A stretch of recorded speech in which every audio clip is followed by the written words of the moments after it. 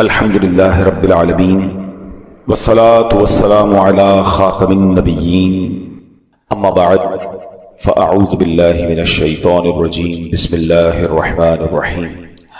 پڑھیے الصلاة والسلام علیک یا رسول اللہ وعلى آلک واصحابک یا حبیب اللہ.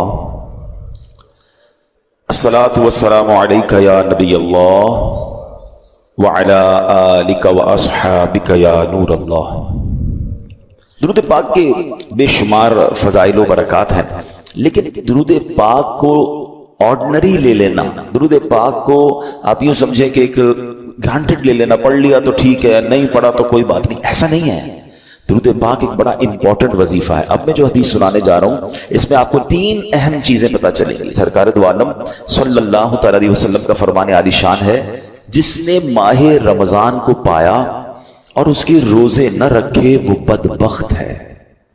ٹھیک ہے، رمضان کو ہم نے اگر حاصل کرنا ہے تو پھر اس کی خوب قدر بھی کرنی ہے.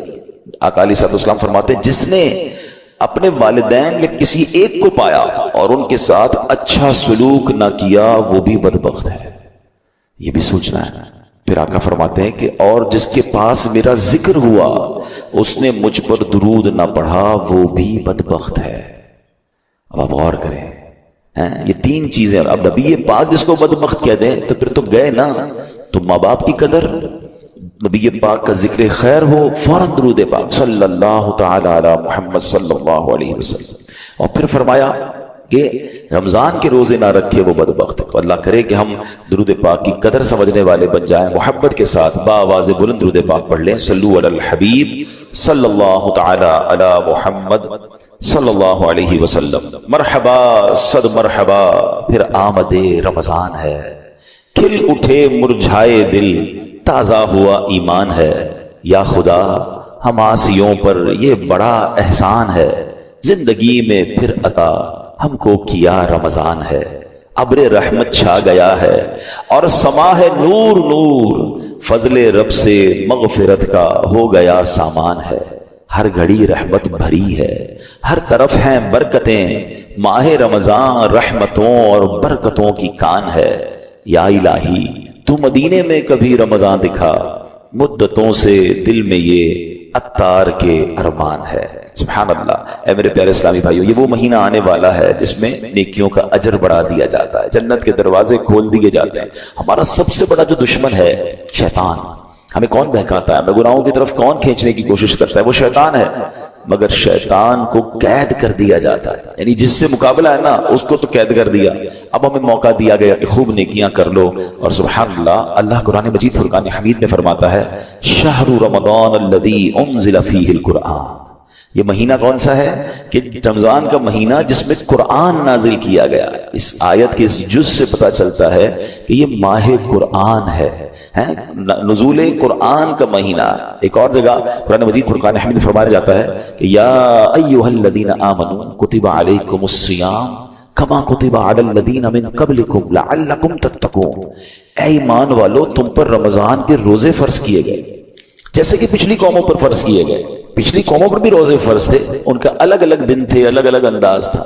مگر جو وجہ، جو ریزن قرآن نے بیان کیا نا کہ اس لیے فرض کیے گئے لعلکم تتقون، تاکہ تم تقوی اختیار کرو، تاکہ تم پرہیزگاری اختیار کرو. تو روزے آ رہے ہیں ہمیں متقی بنانے کے لیے، ہمیں پرہیزگار بنانے کے لیے. اب ہم نے دیکھنا ہے کہ ہم نے ان روزوں کو کیسے گزارنا ہے، اس کا استقبال کیسے کرنا ہے، ان روزوں کو جس کو کہتے ہیں نا اس کا ٹائم کیسے اسپینڈ کرنا ہے. بدقسمتی یہ ہے کہ کچھ لوگ روزے رکھ کر بھی گناہ کر رہے ہوتے ہیں، روزے رکھ کر بھی اللہ کی نافرمانی کر رہے ہوتے ہیں. ایک بات یاد رکھیے، روایتوں میں آتا ہے کہ جو بندہ بھوکا پیاسا رہے، روزہ رکھے اور پھر بھی گناہ سے باز نہ آئے، تو اللہ کو ایسے بھوکا پیاسا رہنے کی کوئی حاجت نہیں ہے. روزہ صرف کھانے پینے سے رکنے کا نام نہیں ہے. آنکھیں حرام دیکھ رہی ہیں اور بندہ روزہ رکھا ہوا ہے، کان حرام سن رہے اور بندہ روزہ رکھا ہوا ہے، زبان حرام بول رہی ہے اور ہم روزے سے، یہ کون سا روزہ ہے؟ یقیناً کھانے پینے سے رکنا ہے. جو ماہ رمضان کا پہلا روزہ رکھتا ہے اس کے پچھلے گناہ معاف کر دیے جاتے ہیں. صبح سے شام تک 70,000 فرشتے اس کے لیے دعائیں مغفرت کرتے ہیں.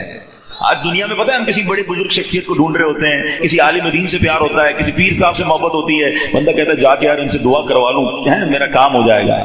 اللہ کے فرشتے, اور وہ بھی کتنے, 70,000 صبح سے شام تک روزہ دار کے لیے دعائیں کر رہے ہیں. سبحان اللہ, جس میں نفل کا ثواب فرض کے برابر, فرض کا ثواب 70 گنا بڑھا دیا جائے گا. رمضان مبارک کی جب پہلی رات آتی ہے, اللہ پاک اس امت کی طرف نظر رحمت فرماتا ہے, اور جس پر اللہ نظر رحمت فرمائے اسے کبھی عذاب نہ دے گا. اس سے کیا پتہ چل رہا ہے؟ 2-3 باتیں آ گئی ہیں کہ پہلی رات بڑی امپورٹنٹ ہے. پہلی رات آنے والی ہے نا, first night of Ramzan is very important. آپ نے سنا اس رات ہمیں یہ 2 رکعتیں پڑھنی ہیں. پھر فرمایا اس رات اللہ جس پر نظر رحمت فرمائے گا اس پر کبھی عذاب نہیں ہوگا. اور پھر کیا فرمایا کہ پہلی رات آسمانوں کے دروازے کھول دیے جاتے ہیں. سبحان اللہ. تو یہ خاص رات ہے. فرمایا اس مبارک مہینے میں بخشش کے پروانے بانٹے جائیں گے. کون سا وقت بڑا سینسیٹیو ہے؟ یہ افطار کا وقت ہے نا, یہ بڑا سینسیٹیو ہے, بڑا حساس, بڑا خوبصورت وقت ہے. حدیث پاک میں آتا ہے جس کا مضمون ہے ہر روز افطار کے وقت 10 لاکھ گناہگاروں کی بخشش کی جائے گی. اور اس مبارک مہینے میں جتنے جمعے ہوں گے, فرمایا تب تو وارے نیارے ہو جائیں گے. جمعرات کی مغرب سے لے کر غروب آفتاب سے جمعے کے غروب آفتاب تک, یہ جو 24 آورز ہیں, یہ جو دن رات ہے, فرمایا ہر گھڑی میں 10 لاکھ گناہگار جہنم سے آزاد کر دیے جاتے ہیں. اور وہ بھی کون سے؟ جن پر جہنم واجب ہو چکی تھی, گناہوں کی وجہ سے جن پر جہنم واجب ہو گئی, وہ گناہگار بخشے جائیں گے. اللہ اکبر. اب سوچو یہ رمضان کیسا مہینہ ہے, اس کی کتنی خوشی ہونی چاہیے, کتنی پریپریشن ہونی چاہیے. افطار کا وقت تو اتنا نازک وقت ہے کہ 10 لاکھ بخشے جا رہے ہیں. ہم افطار میں کس کام میں لگے رہتے ہیں بھائی؟ سموسے آگے کے نہیں آئے, پکوڑے آگے کے نہیں آئے, شربت کہاں ہے, دہی بلے کہاں ہیں, فلاں چیز کہاں ہے, گھر میں افراتفری مچی ہوئی ہوتی ہے. پلیز ٹرائی ٹو انڈرسٹینڈ, یہ افطار کا وقت مانگنے کا وقت ہے, گر گڑانے کا وقت ہے, آنسو بہانے کا وقت ہے کہ مولا آج 10 لاکھ بخشے جا رہے ہیں. ان بخشے جانے والوں میں میرا بھی نام لکھ دے. کاش سارے اپنے گھر والوں کو بھی کہہ دیا کرو کہ چھوڑ دے کچن کے کام, ہم بیٹھ جائے, جو ہو گیا تیار ٹھیک ہے. کیا ہی اچھا ہو کہ باپ بھی بیٹھا ہو, ماں بھی بیٹھی ہو, بچے بھی بیٹھے ہوں اور ہاتھ اٹھے ہوئے ہو, اللہ کی بارگاہ میں التجائے ہوں, اے اللہ ہمارا گھرانہ تیرے دربار میں حاضر ہے, اے اللہ افطار کا وقت ہے, 10 لاکھ بخشے جائیں گے. اس بخشے جانے والوں میں ہماری فیملی کا, ہمارے گھر بار کا نام لکھ دے. اے میرے اسلامی بھائیوں, کچھ ایسا انتظام گھر میں کریں کہ 10-15-20 منٹ پہلے آپ سارے کاموں سے فارغ ہو جائیں, اب دعاؤں میں گزاریں. افطار سے پہلے بھی دعا کریں, مگر جو خاص مقبولیت کی گھڑیاں ہیں وہ عین افطار کے بعد ہیں. افطار میں لگ جاتے ہیں ہم, کوئی کھجور کھا لی, پانی پی لیا, دوبارہ ہاتھ اٹھائیں, دوبارہ مانگیں. یہ وقت ہے مانگنے کا, یہ قبولیت کی گھڑیاں ہیں. اللہ کرے کہ ہم ان لمحات کو پراپر انداز میں, صحیح انداز میں گزارنے میں کامیاب ہو جائیں. پہلی بات تو یہ کہ اس میں جو بندگی ہے نا, جو اللہ سے محبت نظر آتی ہے کہ سامنے پانی موجود ہے, کھانا بھی موجود ہے, مگر میرے رب کا حکم ابھی تک نہیں ہوا, ابھی افطار کا وقت نہیں ہوا. اس سے انسان کی اللہ سے محبت جھلکتی ہے کہ بندہ اللہ کو راضی کرنے کے لیے کھانے سے بھی رک گیا, پینے سے بھی رک گیا, اپنی خواہشات سے بھی رک گیا. اور روزے کے فضائل کتنے ہیں, یہ اتنا زبردست نیکی کا کام ہے. یہ پورا جسم سمجھ لے عبادت کر رہا ہے. آپ کی پوری باڈی جو ہے نا وہ اس وقت عبادت میں مصروف ہے, کیونکہ باڈی کی جو نیڈ پوری ہوتی ہے وہ پانی سے ہوتی ہے, کھانے سے ہوتی ہے, اس سے آپ رکے ہوئے ہیں. تو گویا انسان کا پورا جسم اللہ کی عبادت میں مصروف ہے. بدقسمتی سے کئی لوگ ایسے اب سنتے ہیں کہ روزہ رکھنے میں سستی کرتے ہیں, تو وہ بھی سستی نہ کریں کہ روزے کے بارے میں سنیے کہ کیسے کیسے فضائل احادیث میں آئے. نبی پاک علیہ الصلوۃ والسلام فرماتے کہ بے شک جنت میں ایک دروازہ ہے جس کو ریان کہا جاتا ہے, اس سے قیامت کے دن صرف روزہ دار داخل ہوں گے اور کوئی داخل نہیں ہوگا. اسپیشل ڈور ہوگا جنت کا. آپ دیکھتے کبھی کبھی ایئرپورٹ پر جاتے ہیں یا کسی جگہ جاتے ہیں, ایک وی آئی پی گیٹ ہوتا ہے اور اس وی آئی پی گیٹ سے لوگ داخل ہوتے ہیں جو وی آئی پیز ہوتے ہیں. تو اے روزہ داروں تمہیں مبارک ہو کہ جنت میں وہ دروازہ ہوگا جس کو باب الریان کہا جاتا ہے, اور اس سے روزہ دار جنت میں داخل ہوں گے. اور قیامت کے دن ایک اناؤنسمنٹ ہوگا, کہا جائے گا روزے دار کہاں ہیں, وہ لوگ کھڑے ہوں گے, ان کے علاوہ کوئی اس دروازے سے داخل نہ ہوگا. جب یہ داخل ہو جائیں گے نا تو جنت کا وہ ڈور, وہ دروازہ بند کر دیا جائے گا. اس دن ان لوگوں کو کتنی افسوس ہوگا, کتنی حسرت ہوگی جو رمضان کے روزے نہیں رکھتے ہوں گے. بلکہ ہمیں تو یہ چاہیے کہ صرف رمضان کے روزے نہیں, ہم اس کے بعد بھی نفلی روزوں کی بھی کوشش کیا کریں. ہر پیر کو روزہ رکھنا سنت ہے. اچھا ایک اور فائدہ دیکھیں, جو پورا سال کچھ نہ کچھ نفلی روزے رکھتا ہے نا، اس کو رمضان کے روزوں میں اتنی پرابلم نہیں ہوتی، کیونکہ وہ عادی ہوتا ہے. Suddenly all of the sudden پورا سال گزرنے کے بعد جو اچانک روزے رکھنا شروع کرتے ہیں ان کو زیادہ بعض اوقات روزہ جو ہے وہ فیل ہوتا ہے. بہرحال نبی پاک علیہ الصلوۃ والسلام کا ایک اور فرمان سنیں، اے روزہ دارو تمہیں مبارک ہو. میرے آقا فرماتے جس نے رمضان کا روزہ رکھا اور اس کی حدود کو پہچانا اور جس چیز سے بچنا چاہیے اس سے بچا، تو جو کچھ گناہ پہلے کر چکا ہے اس کا کفارہ ہو گیا. یعنی روزہ پچھلے گناہوں کا کفارہ ہے. روزے کی ایک اور شاندار فضیلت، نبی پاک فرماتے جس نے ایک دن کا روزہ رکھا، اللہ عز و جل کی رضا حاصل کرنے کے لیے اللہ عز و جل اسے جہنم سے اتنا دور کر دے گا جتنا ایک کوا جو بچپن سے اڑنا شروع کرے یہاں تک کہ بوڑھا ہو کر مر جائے. اچھا، کوے کی عمر بتائی جاتی ہے کہ 500 سال ہوتی ہے. 500 سال تک پرندہ اڑے گا تو کتنا دور ہوگا؟ اللہ ایک روزہ رکھنے والے کو جہنم سے اتنا دور کر دے گا. مبارک ہو ان کو جو پورا مہینہ روزہ رکھتے ہیں اور ماشاءاللہ نفلی روزے بھی رکھتے ہیں. ایک اور خوبصورت بات، میرے آقا علیہ الصلوۃ والسلام فرماتے ہیں ہر شے کے لیے زکوٰۃ ہے، اور جسم کی زکوٰۃ روزہ ہے، اور روزہ آدھا صبر ہے. اللہ اکبر. یعنی آپ کی باڈی کی زکوٰۃ ادا ہو رہی ہے کہ جب آپ رمضان میں روزے رکھ رہے ہیں. ماشاءاللہ. تو ہمیں روزے کی پابندی کرنی چاہیے. ایک اور حدیث سن لے، پھر میں انشاءاللہ روزے کے کچھ احکام بیان کرتا ہوں، اور یہ بڑی کمال کی حدیث ہے.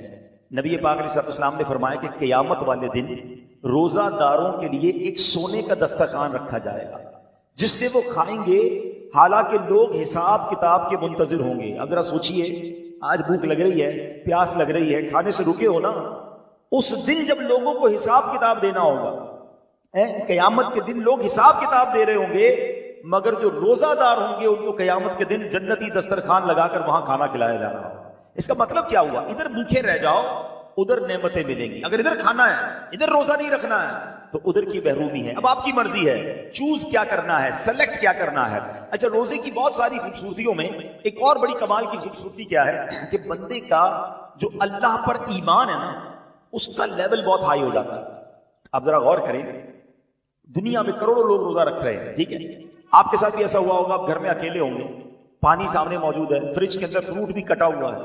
کوئی ایک مسلمان ایسا ہے جو اکیلے میں چھپ کر پانی پی لیتا ہو؟ کوئی ایک فروٹ کھا لیتا ہو؟ کوئی نہیں دیکھ رہا نا، چلو کوئی بات نہیں. وجہ what is the reason?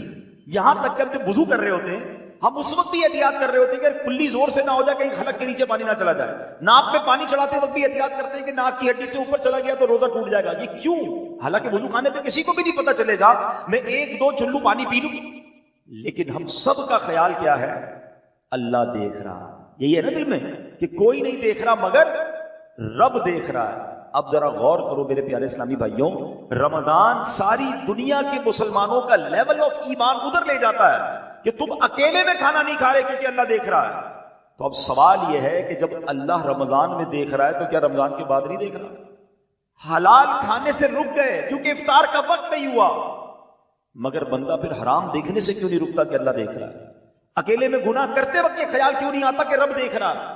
Actually رمضان ہماری پوری پریکٹس کروا رہا ہے کہ دیکھو، جب پورے رمضان تم یہ خیال دل میں بٹھائے رکھتے ہو کہ اکیلے میں کھانا نہیں ہے، پینا نہیں ہے، رب دیکھ رہا ہے، تو پھر رمضان میں بھی اور رمضان کے بعد بھی حرام کماتے وقت بھی سوچو نا اللہ دیکھ رہا ہے، حرام بولتے وقت بھی سوچو اللہ دیکھ رہا ہے، حرام سنتے وقت بھی سوچو اللہ دیکھ رہا ہے. تو انشاءاللہ اگر یہ پریکٹس بن گئی کہ اللہ دیکھ رہا ہے تو پھر گناہ کرنے کی عادت چھوٹ سکتی ہے. اللہ مجھے بھی اور آپ کو بھی یہ خیال ایسا عطا کر دے کہ جب بھی برائی کی طرف جانے کو جی چاہے دل سے صدا آئے کہ اللہ دیکھ رہا ہے. بالکل اسی طرح میرے پیارے اسلامی بھائیوں، رمضان میں جو ہم روزہ رکھتے ہیں اور چیزوں کی جزا بیان ہوئی ہے کہ بھائی اس کے بدلے جنت کا گھر ملے گا، جنت کے درخت ملیں گے، جنتی کھانے ملیں گے. اب آؤ روزے کی ایک اور فضیلت سنو. میرا کوئی بھائی، میری کوئی بہن اور روزہ کبھی قضا نہ کرے. روزہ قضا کرنے کا خیال بھی آئے تو دل میں یہ نہ لائے. لوگ کہتے ہیں یار کام کاج بہت ہوتا ہے، نوکری مجھے کرنی ہوتی ہے. دیکھو، کام کم کر دینا، کاروبار کم کر دینا، تھوڑے پیسے کم کما لینا، مگر روزہ مت چھوڑنا. کیونکہ اب جو میں فضیلت بتانے جا رہا ہوں نا، میں نے اب تک کسی اور عمل کی یہ فضیلت نہیں پڑھی ہے. کیونکہ نبی پاک علیہ الصلوۃ والسلام فرماتے ہیں کہ اللہ فرماتا ہے، یعنی یہ حدیث قدسی بھی ہے، اللہ فرماتا ہے فَإِنَّهُ لِي وَأَنَا أَجْزِي بِهِ. اللہ فرماتا ہے روزہ میرے لیے ہے اور اس کی جزا میں خود دوں گا. باقی چیزوں کی جزا رب فرشتوں کے ذریعے عطا فرماتا ہے، مگر روزہ دار کے لیے رب نے فرمایا اس کی جزا میں خود عطا فرماؤں گا. بلکہ علماء اس کو ایک اور انداز سے بھی پڑھتے ہیں، انا اجزا بہی. اس کے معنی یہ ہو گئے کہ روزہ میرے لیے ہے اور اس کی جزا میں خود ہوں. یعنی رب فرما رہا میں اس کا ہو جاتا ہوں. تو اے روزہ دارو، جس کا رب ہو جائے تو اس کے کام کیوں نہ بن جائیں، اس کی مشکلیں آسان کیوں نہ ہو جائیں. اور ایک اور میں شریعت کی لاجک بتا دیتا ہوں. بہت سارے کاموں میں نوجوان کہتے ہیں کہ جناب ادھر جو ہے بہت دل چاہتا ہے کہ بڑے بڑے میرے گھر ہوں، بڑی بڑی گاڑیاں ہوں، چاہے اس کے لیے حرام کمانا پڑے. دیکھو حرام کما کر اچھے گھروں کے لیے پیسے حرام مت کمانا، ادھر چھوٹے گھر میں صبر کر لو. اللہ نے تمہارے لیے جنتی گھر تیار کر رکھے ہیں. کچھ لوگ ادھر شراب پیتے ہیں، اللہ کو ناراض کرتے ہیں. دیکھو ادھر شراب نہ پینا، صبر کر لو. اللہ نے جنتیوں کے لیے جنتی شراب تیار کر رکھی ہے. مردوں کو زیور پہننے سے منع کیا کہ دیکھو یہاں زیور مت پہننا، سونا چاندی مرد کو پہننا الاؤ نہیں ہے، مگر جنت میں مردوں کو سونے کے زیورات عطا کیے جائیں گے. ادھر حرام عورتوں کی طرف، ناجائز عورتوں کے پاس جانا جو حرام ہیں ان کے قریب مت جانا. جی تو چاہتا ہے، شیطان تو بلاتا ہے، مگر حرام کاری سے بچ جاؤ. اللہ نے جنت میں جنتیوں کے لیے حوریں تیار کر رکھی ہیں. اگر آپ اس لاجک سے دیکھیں نا، جس چیز سے شریعت نے ہمیں یہاں روکا ہے، جس کا دل بھی چاہتا ہے، شریعت نے یہاں سمجھا دیا کچھ سال رک جاؤ، جنت نہ ختم ہونے والی ہے. اللہ نے آلٹرنیٹ شاندار وہاں تیار کر رکھا ہے. یہاں بڑے گھر دیکھ کر اپنے گھر پہ مایوس نہ ہو جاؤ، صبر کی زندگی گزارو. اللہ نے بڑے بڑے محل جنتیوں کے لیے تیار کیے ہیں. تمہارے پاس اگر یہاں گاڑی نہیں ہے، مایوس نہ ہونا، حرام کی طرف مت جانا. جنتیوں کے لیے اللہ نے جنتی سواریاں تیار کی ہیں. یہاں اگر مہنگے اور اچھے کھانے نہیں کھا سکتے، پیسے تھوڑے ہیں، حرام کی طرف مت جانا، صبر کر لینا. اللہ نے جنتیوں کے لیے جنتی دسترخوان لگائے ہوئے ہیں، جنتی مشروب موجود ہیں. ارے انسان جو تمنا کرے گا اللہ اس قسم کا کھانا اس کے سامنے عطا فرما دے گا. تو جب وہ نعمتیں موجود ہیں تو کچھ صبر کے ساتھ، کچھ قناعت کے ساتھ، اللہ کی رضا کے ساتھ اور حلال روزی کے ساتھ زندگی گزار لیں. انشاءاللہ دنیا بھی بہتر ہوگی اور آخرت بھی بہتر ہو جائے گی. اب میں چاہوں گا کہ بیان میں کچھ روزے کے اہم مسائل بھی ہم سن لیں. بعض اوقات کچھ روزہ داروں کو کنفیوژن ہوتی ہے. سب سے پہلے تو یہ سمجھ لیں کہ افطار اور سحر، سحری کا ٹائم جو بھی آخری ٹائم ہے، جو کراچی میں ہے یا باہر مجھے سن رہے ہیں، ہمیشہ یاد رکھیں اذان کا انتظار نہیں کرنا. اذان نماز کے لیے ہوتی ہے، سحری بند کرنے کے لیے نہیں ہوتی ہے. ٹھیک ہے نا؟ ہو سکتا ہے مؤذن صاحب 5 منٹ لیٹ ہو جائیں، کبھی ان کی جناب اچھا کچھ لوگ کہتے ہیں اذان ہوگی تو روزہ بند کریں گے، اور اگر آپ کے علاقے میں لائٹ ہی چلی گئی اور مائک ہی بند ہو گیا مسجد کا، پھر کیا کریں گے؟ روزہ بند نہیں کریں گے. تو اذان جو ہے وہ روزہ بند کرنے کے لیے، افطار کے لیے نہیں ہوتی، وہ نماز کے لیے ہوتی ہے. روزے کا تعلق ٹائمنگ سے ہے. وقت سحر یعنی فجر کا وقت شروع ہوا، جیسے ہی شروع ہوا اب آپ کھا پی نہیں سکتے. 1 سیکنڈ بھی آپ نے زیادہ کھا لیا تو اب پورا دن آپ بے شک بھوکے رہیں، روزہ نہیں ہوگا، آپ کا روزہ شروع ہی نہیں ہوا. تو بیسٹ طریقہ کیا ہے؟ اپنی گھڑی کا ٹائم سیٹ رکھیں. اب تو موبائل فون آ گئے ہیں، جو انٹرنیٹ والے موبائل ہوتے ہیں اس میں بھی موبائل ٹائم بڑا پرفیکٹ پتہ چل رہا ہوتا ہے. 5 منٹ پہلے، کوئی لازم تھوڑی ہے کہ آخری منٹ تک کھانا پینا ہے، 5 منٹ پہلے آپ کھانا پینا بند کر دیں. ٹوتھ پیسٹ وغیرہ کرنا ہے تو بھی کر لیں اور اپنے تمام معاملات سے فارغ ہو جائیں. درود پاک پڑھیں تاکہ آپ فرض روزہ ہے نا، اگلے 15 گھنٹے بھوکا رہنے کے لیے تیار ہیں تو 5 منٹ زیادہ بھوکا رہ جائے نا بھائی. 5 منٹ 10 منٹ پہلے فارغ ہو جائیں سحری سے. بالکل اسی طرح افطار میں بھی آپ نے کرنا یہ ہے کہ افطار میں آپ نے گھڑی دیکھ کر افطار کرنا ہے، ٹائم دیکھ کر افطار کرنا ہے. 1 منٹ اوپر ہو جائے خیر ہے، پہلے افطار نہ ہو جائے. بعض اوقات ہوتا ہے لوگوں کی گھڑی ٹائم پہ نہیں ہوتی، 5 منٹ پہلے افطار کر لیتے ہیں. آپ کو پتا ہونا چاہیے کہ ٹائم ہوا کہ نہیں. اور بالکل اسی طرح اذان مغرب کی نماز کے لیے ہوتی ہے، افطار کے لیے نہیں ہوتی. اس میں بعض اوقات 2 گڑبڑ ہو جاتی ہیں. ایک ہی ہو جاتی کہ کبھی مؤذن صاحب سے بھی غلطی لگ سکتی ہے، جلدی اذان دے دی، آپ نے اذان سنی روزہ کھول لیا تو آپ کا روزہ چلا گیا. آپ ٹائم دیکھیں ٹائم ہوا ہے کہ نہیں. اور مؤذن صاحب خود اپنا افطار کرنے میں لگے ہوئے ہیں اور وہ 5 منٹ بعد اذان دے رہے ہیں اور آپ انتظار کر رہے ہیں اذان کا، تو یہ بھی درست نہیں، کیونکہ افطار کو تاخیر بھی نہیں کرنی چاہیے. تو پہلی بات تو یہ سمجھ لیں کہ ٹائم ٹیبل کے ساتھ روزہ ہے. یا ایک اور خوبصورت بات کہوں کہ لوگ آج کل بڑی مثالیں دیتے ہیں دوسرے ملکوں والوں کی، غیر مسلموں کی، یار وہاں بڑی ٹائم مینجمنٹ ہے جناب، بڑا ٹائم سے معاملات چلتے ہیں، ان کے جہاز بھی ٹائم پہ، ان کی ٹرینیں بھی ٹائم پہ، لوگ آتے بھی وقت پر ہیں. مجھے بتاؤ پوری دنیا میں ایک مذہب بتا دو کہ جو اتنا ٹائم مینجمنٹ کا درس دیتا ہو. ارے ہماری تو ساری عبادتیں ٹائم کے ساتھ ہیں. وقت سے 1 منٹ پہلے آپ کو سحری بند کرنی ہے تو روزہ ہوگا، وقت گزرنے کے بعد 1 منٹ اوپر چلا گیا روزہ ہی شروع نہیں ہوگا. افطار گھڑی کے مطابق کرنا ہے. بالکل ساری دنیا کے مسلمان ٹائم پہ افطار کرتے ہیں. ہماری ساری اذانیں مسجد کا ٹائم ٹیبل دیکھیں، آپ کی ٹرین لیٹ ہو سکتی ہے، جہاز لیٹ ہو سکتا ہے. ہم نے دیکھا سردی ہو، گرمی ہو، بارش ہو، آندھی ہو، طوفان ہو، دنیا بھر کی مسجدوں میں وقت پہ اذان ہوتی ہے، وقت پہ جماعت ہوتی ہے. لاکھوں مسجدوں میں کیسی شاندار ٹائم مینجمنٹ ہے. اسلام کی کتنی عبادتیں ٹائم کے ساتھ ہیں. ارے جناب ہم حج پہ جائیں تو کب عرفات میں رہنا ہے، کب عرفات سے نکلنا ہے، کب پہلے نہیں نکلنا ہے، کب مزدلفہ پہنچنا ہے، کب مینا پہنچنا ہے، کون سے دن تحفظ زیارت کے ہیں. Each and everything going with time. اسلام جتنا ٹائم مینجمنٹ سکھاتا ہے نا، اتنا دنیا کا کوئی مذہب نہیں سکھاتا. ہاں یہ ضرور کہہ سکتے ہیں کہ ٹائم مینجمنٹ اسلام میں ضرور ہے، مسلمان اس سے سیکھتے نہیں ہیں. تو ہمیں دوسروں کی مثالیں دینے کی کیا ضرورت ہے؟ ہمارا دین ہمیں شاندار ٹائم مینجمنٹ سکھاتا ہے. اچھا انجیکشن، روزے میں اگر کسی کو خون دینا ہے، جب آپ خون دیں گے تو آپ کا وضو ٹوٹے گا، لیکن اگر آپ انجیکشن لگواتے ہیں اس سے روزہ نہیں ٹوٹے گا. ٹھیک ہے، کان میں اگر کوئی ڈراپ ڈالتا ہے، اگر اس کا کان کا پردہ پھٹا ہوا نہیں ہے تو بھی اس سے روزہ نہیں ٹوٹے گا. ہاں آنکھ میں اگر کوئی ڈراپ ڈالتا ہے تو اس سے علماء فرماتے ہیں روزہ ٹوٹ جائے گا. تو ہمیں روزے کے بارے میں یہ معلومات بھی ہونی چاہیے. بعض اوقات لوگ جو ہے احتیاط نہیں کرتے اور وہ احتیاط نہ کرنے کی وجہ سے ان کا روزہ ٹوٹ جاتا ہے. جب یہ فرض ہے تو اس کے احکام سیکھنا بھی ضروری ہے، اس کی احتیاطیں سیکھنا بھی ضروری ہے. تو بہرحال میرے پیارے اسلامی بھائیوں، افطار کے وقت ایک اور کام کرنے والا ہے جو نارملی ہمارے یہاں نہیں ہوتا، کیونکہ روزانہ افطار کے وقت 10 لاکھ گناہگار جہنم سے آزاد کیے جاتے ہیں. روزانہ یہ اتنا مبارک مہینہ ہے، اس میں روزانہ افطار کے وقت 10 لاکھ گناہگار آزاد جہنم سے کیے جاتے ہیں.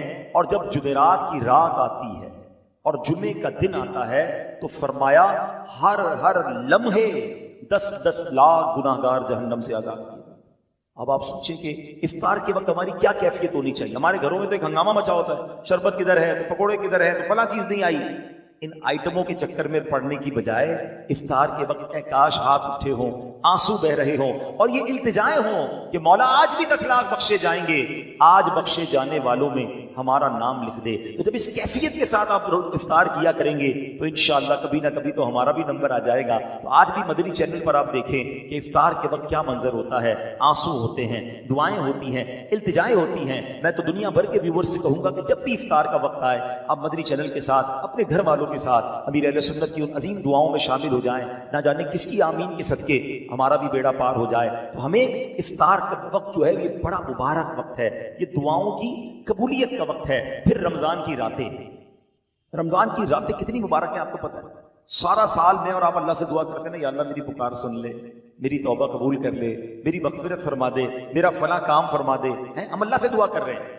آپ کو پتہ ہے رمضان کی راتوں میں کیا ہوتا ہے؟ رحمت کے فرشتے یہ آواز لگاتے ہیں، ہے کوئی مانگنے والا کہ اس کی توبہ قبول کی جائے، ہے کوئی توبہ کرنے والا کہ اس کی توبہ قبول کی جائے، ہے کوئی سوالی کہ اس کا سوال پورا کیا جائے. یعنی رمضان میں ادھر سے آفر ہے کہ مانگ لو میں دے رہا ہوں، مغفرت چاہیے تو میں مغفرت دے رہا ہوں، توبہ کرنی تو میں توبہ قبول کر رہا ہوں.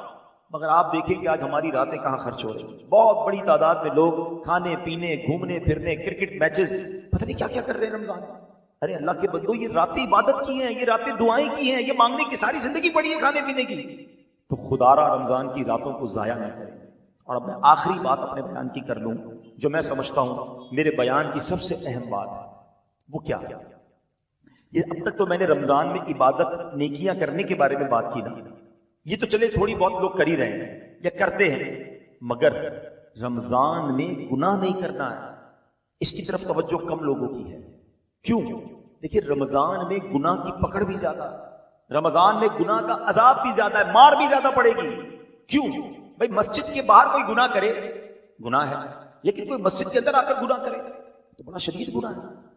کوئی اللہ کا گھر میں جا کر گناہ کرے گا تو اللہ کی غضب کو دعوت دے گا نا.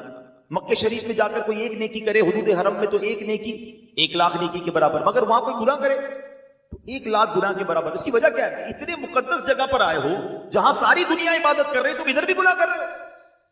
بالکل اسی طرح رمضان بڑا مقدس مہینہ ہے، جو رمضان میں گناہ کرے گا حدیث میں یہ مضمون ملتا ہے کہ جو ایک گناہ رمضان میں کرے اس کے 1 سال کے اعمال برباد کر دیے جائیں گے.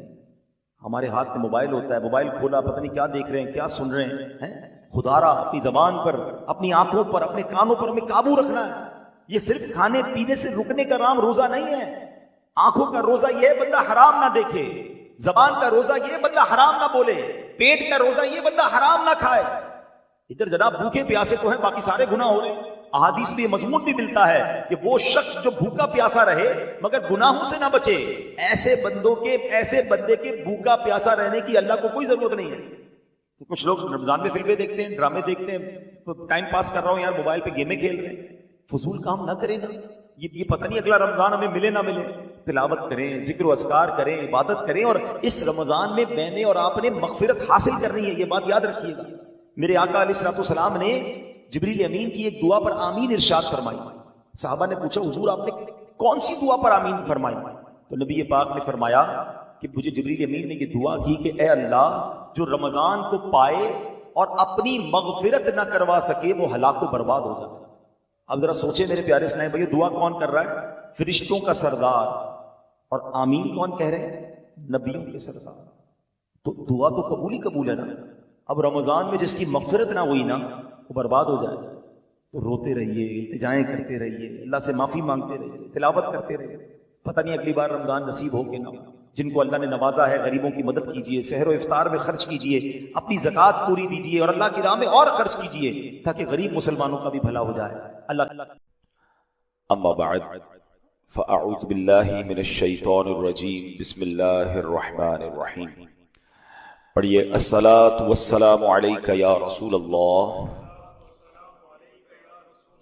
وعلی آلک واصحابک یا حبیب اللہ.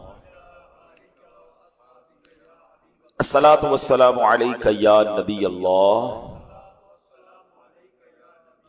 وعلی آلک واصحابک یا نور اللہ.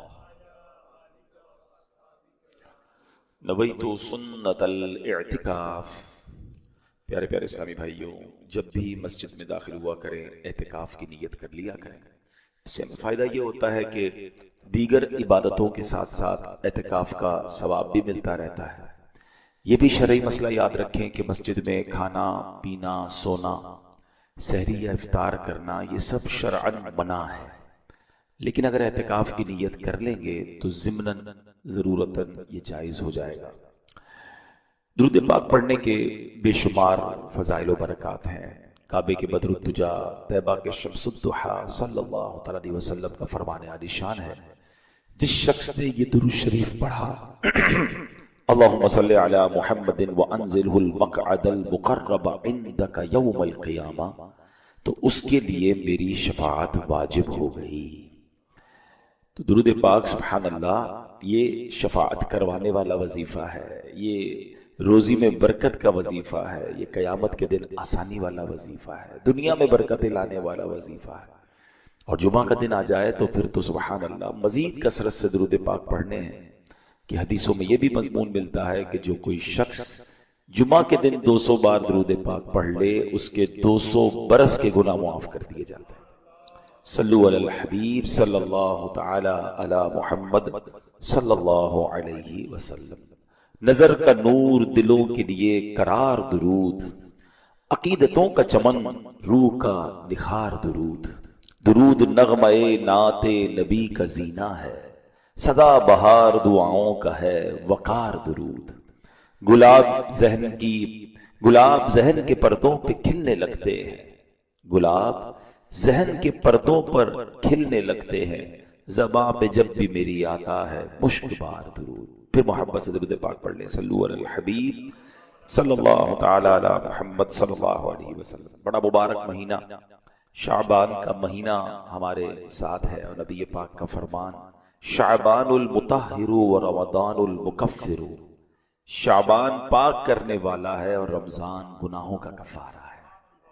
ایک اور جگہ نبی پاک فرماتے ہیں شعبان الشہری و رمضان الشہر اللہ. شعبان میرا مہینہ ہے اور رمضان اللہ کا مہینہ ہے.